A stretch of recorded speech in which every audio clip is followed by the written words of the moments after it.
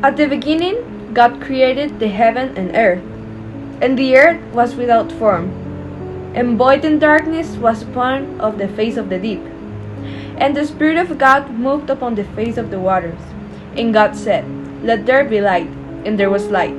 And God saw the light that it was good, and God divided the light from the darkness. And God called the light day, and the darkness he called night. And the evening and the morning were the first day. What are angels and demons, if not the mythological representation of dualism? Since the beginning of the time, and in all religions, duality is balance. The dualism is the philosophical doctrine which proposes that every supreme or divine fundament or concept has an alternate. Body has mind, tangible has intangible, and so on. From Greece, beauty is pursued through the application of symmetry, like yin and yang. The balance between opposites represents a state of calm for us. For the existence of symmetry, which is in simple terms the first response to the search for perfection, duality is a completely unavoidable area. Duality is not only reduced to black and white, it is the grouping of plurality. As an antithesis of dualism, we find monism, which proposes a single principle as the cause, either materialistic or idealistic. Despite not having the intention to be limited to a binary vision, the simple existence of monism supports the foundation of its opposite. In angels and demons, we can clearly point out the first signs of duality, in the first instance, the title, and this becomes amplified in the explanation of Leonardo Petra's objective with his experiment. In the book, we are told about creationism and Genesis. Science says it is not compatible with each other. Dualism claims equal power between both parties. Both angels and demons connote the same amount of value. Plutarch affirms, being the divinity, creator of everything, there is no reason to have presence of evil if not necessary. Even so, in duality there are singular extremes. How not to fall into the monotony of things? To love or not to love, to be or not to be. One of the biggest questions that no one has solved yet. Dualities, more than water and oil, are what a part needs in order to be what they are.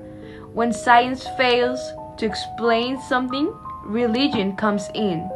And what is said religiously can be backed up by science. Just like angels and demons, beauty is not found in what there is, but in what is missing. If what is sought is good, we require evil. Descartes was the first philosopher to talk about a pair that made up perfection. Two substances, spirit and body. The answers must be found before asking the questions, but in reality, there are only question marks left.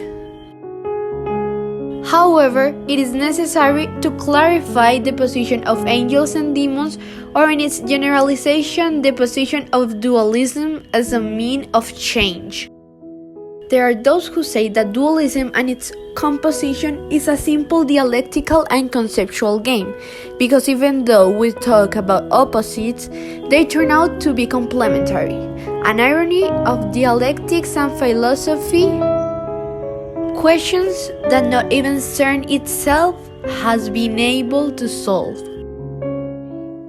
Our matrix doubts about its opposites and the essence of the modern human being is the final search for absolutes and dominance in concepts that are socially accepted as benevolent or truthful. But we forget the duality of duality, and we forget the beauty of a holistic life. To put into perspective these great opponents on which the book is based, Saint Anselm proposes in the Middle Ages that the coordination of faith and reason is something completely possible, what Leonardo Petra was looking for. For the scholastics, the human being is the image of God, which is why he relied on dialectics, logic, ethics, theology, cosmology, metaphysics, and psychology. In this theory of conflict, called angels and demons, in this end that apparently justify the means, both actors in the conformation of this phrase without a verb, are in charge of stipulating a game of forces that has no end, benevolent and continuous because one must always prevail over the other, and there is no war that has not had victims. Necessary not only to apply the duality of heaven and hell as valid, but also accept the need of complicity between both sides in order to transcend, not in order to look for perfection, but in the search of more questions and more answers. An abstract but balanced search.